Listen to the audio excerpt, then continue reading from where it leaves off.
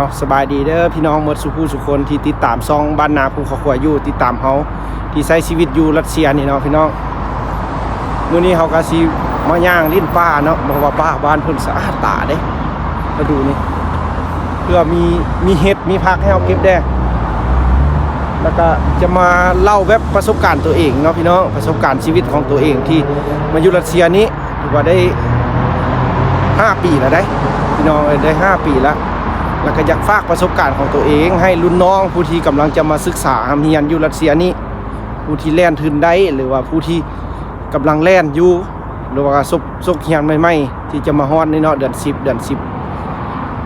9เดือน10นี่เนาะเพิ่นจะเปิดซกเรียนใหม่อยากฝากบอกว่าให้เกี่ยมจิตเกี่ยมใจมาดีๆเนาะบ่ได้เฮาบ่ได้มาเรียนต่างประเทศมันบ่ได้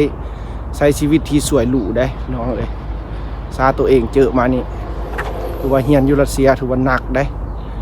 เพิ่นมักแฮงแล้วแม่นกฎระเบียบพี่น้องคนรัสเซียเพิ่นเคร่งครัดกฎระเบียบแล้วก็การกินอยู่ก็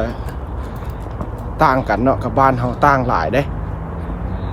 การใช้ชีวิตถือว่าต่างหลายครับบ้านเฮากับบ้านเพิ่นแล้วก็แม่นเฮามาเรียนอยู่รัสเซียเฮามีเงินเดือนกินแล้วก็ทุนฟรีสินะทุนของรัฐบาลเพิ่นเนาะเป็นทุนฟรีแต่เฮาบ่ให้คิดว่าแบบว่ามาเรียนต่างประเทศละสิแบบใช้ชีวิตที่สวยหรูนะบ่แม่นอย่าไปคิดแนวนั้นนะโรงเรียนแบบทุกโรงเรียนเนาะเพิ่นจะสอนให้เฮามีความอดทนแล้วก็มีกิจกรรมกับหมู่เพื่อนเพราะว่าโรงเรียนเฮาอยู่มันเป็นโรงเรียนใหญ่มีหลายๆประเทศมาเรียนเนาะพี่น้องหลายๆประเทศโรงเรียนเฮาเป็น30 ปลายประเทศพี่น้องมาเรียนก็อยากฝากบอกรุ่นน้องหั่นว่าถ้าใครสิคิดมาเรียนหรือผู้ใดแล่นถึงได้แล้วให้ตั้งใจเกี่ยมเอาจิตใจความอดทนหันมาหลายๆเพราะว่าเฮาก็บ่ฮู้ว่าเฮาเรียนแล้วเฮาจะได้กลับบ้านมื้อใดเผื่ออาจจะเป็น 4-5 ปีหรือว่าจนเรียนจบแล้วจังได้กลับก็มีเพราะว่าบ้านเพิ่นละเป็นเท่านี้เนาะพี่น้องเอ้ยแม่นเฮามาเรียนเนาะคือเฮานี่เฮาตอนนี้เฮาเป็นเรียนได้ปีที่4แล้วพี่น้องแล้วก็เรียนอยู่ปี4แล้วแล้วก็เฮาบ่ได้พักอยู่ในหอพักเฮามาพักอยู่นอกพี่น้องเพราะว่าปีใหญ่แล้วเพิ่นจะปล่อยเพิ่นเฮามาอยู่หลายปีแล้วเพิ่นจะปล่อยเฮาออกมาอยู่นอกถ้าเฮายังมาใหม่ๆนี่เพิ่นจะให้ตั้งใจเรียนให้ปฏิบัติระเบียบวินัยอยู่ในโรงเรียนหั่นเนาะจนฮอด 2-3 ปีแล้วเพิ่นเฮาได้ภาษาแล้วเฮามีความลึงน้อยนึงบ่ให้ได้หลายก็ได้เรียนภาษารัสเซียพี่น้องได้เล็กๆน้อยๆก็ได้คันผู้ใดสมองดีเก่งตั้งใจเรียนก็จะได้หลาย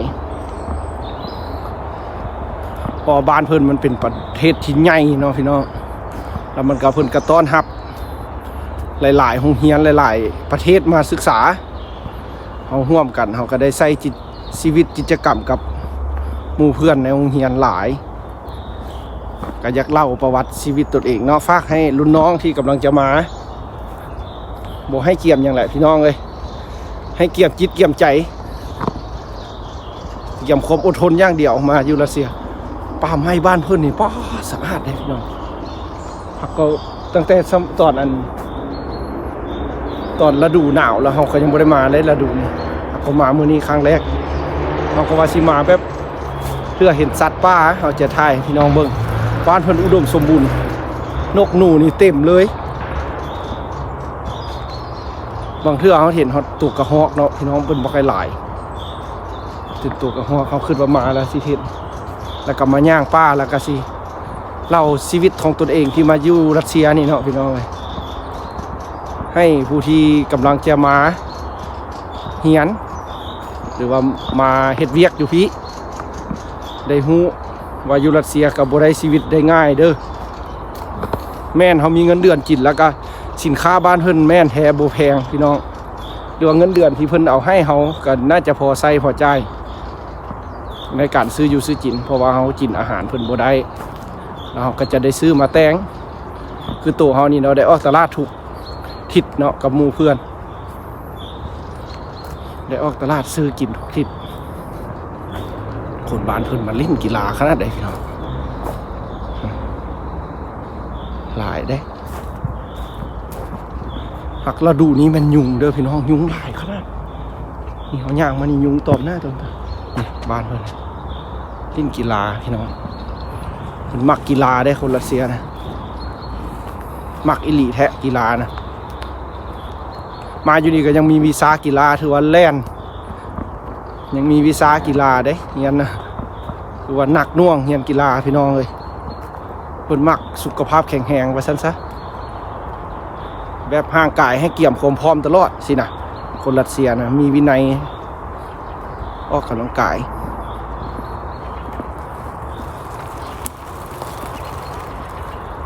อยู่ในป่าเด้แต่เพิ่นก็มาลิ้นหลายเด้เนาะ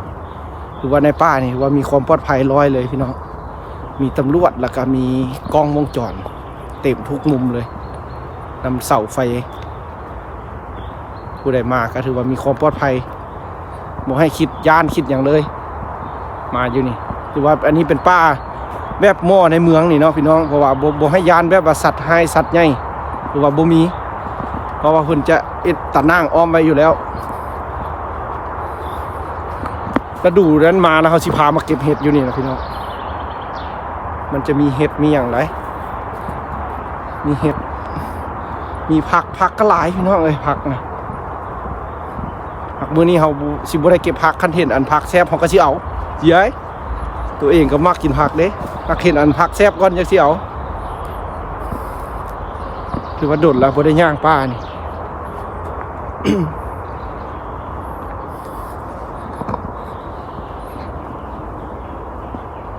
นี่ผักเอียงอันนี้ป้าพี่น้องผักป้าหลายขนาดมื้อนี้มาย่างป้ายุงหลายนะ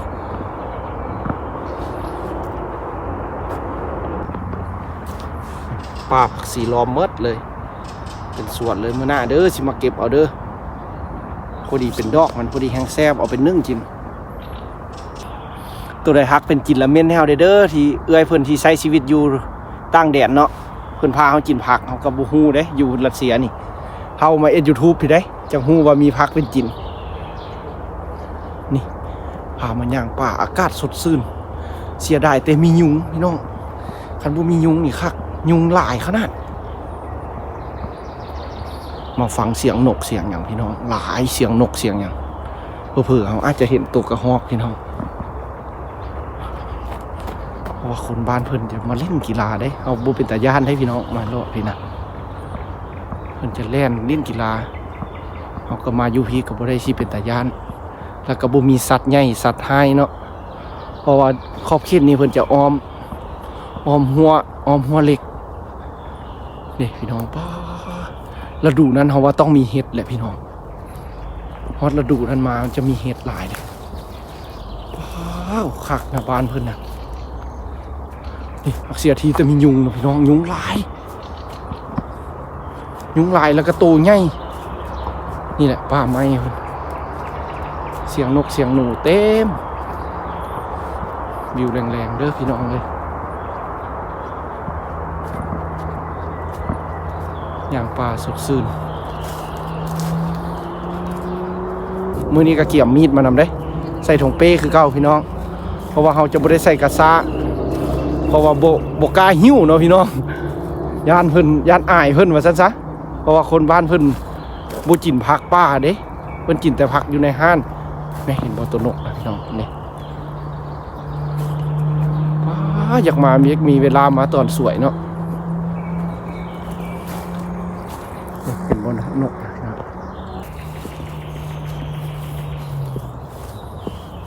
ชักแม่นเป็นพักเป็นจินบ่เป็นจินนี่คนบ้านเพิ่นก็มาย่างเพิ่นก็เอาฝนมาให้ไล่ยุงนี่นะยุงหลายนะย่างฟังเสียงนกฟังป่าไม้บ้านเพิ่น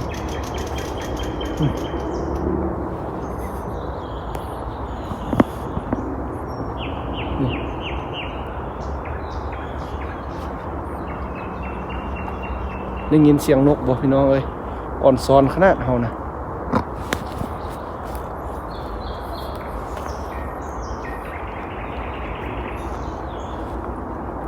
ป้าบัดยามนั้นนะเขาสิมาเก็บเห็ดเด้อพี่น้องเอ้ยมีแล้วบอกคือยังบ่อยากเข้าป่านะยุงนะ ขึ้นฟรีแล้วก็มีเงินเดือนกิน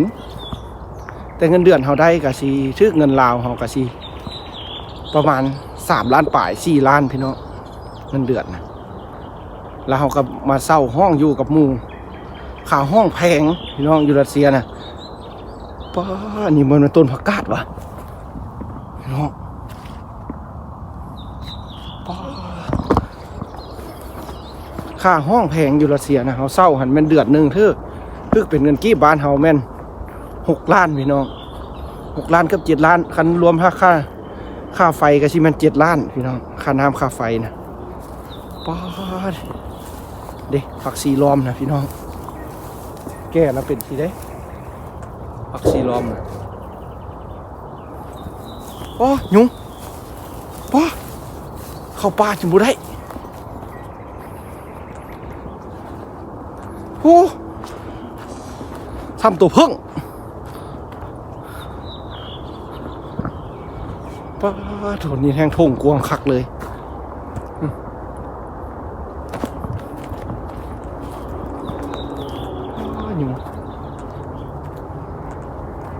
กวงคักแมนบอนแบบพื้นที่แบบมาแล่นลิ้นพี่น้องคนรัสเซียเพิ่นมาแล่นลิ้นพูดอะยุงนะเห็นบ่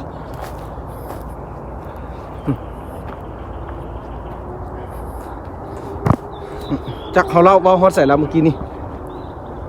ค่าห้องแพงพี่น้องค่าห้องอยู่รัสเซียเขาเศร้าแล้วแม่นเดือนหนึ่ง6 ล้านถ้าเป็นค่าน้ำค่าไฟก็สิ7 ล้านพี่น้องก็สิทึกอยู่ผู้นึงล้านปลายเอามาเศร้าพี่น้องเป็นซีนเป็นป่าทึกได้เขาก็บ่ฮู้ว่าเอ้าคือทึกแท้บ้านเขาซื้อเป็ดไก่นี่ตัวนึงนี่โอ้ยเงิน100,000สิได้บ่ให้กินไก่ทำบ่จักอันนี้ไก่นี่ตัวนึงนี่บ่ฮอด30,000เพราะว่าเงินบ้านเพิ่น100รูเบิลจะทึกอยู่25,000พี่น้องเขาจะไปซื้อไก่ยังได้ตัวนึงได้เงิน25,000นะเขาไปซื้อไก่มาต้มกินกันยังได้แล้วก็ข้าวอันเจ้านะพี่น้องข้าวเจ้ากับบัวแพงถุงนึงก็ข้าวเจ้าถุงนึงนี่จะทึกเงินกีบของบ้านเขาก็10,000พี่น้อง10,000หา13,000ข้าวเจ้าถุงนึงพี่น้องโอ้เขาบ่เข้าไปไหนเด้อยุงโคตรสีถ่ายลิ้นอยู่นี่แล้วก็สีออกเมื่อละเขาก็มาย่างเบิ้งลวดลาวเบิ้ง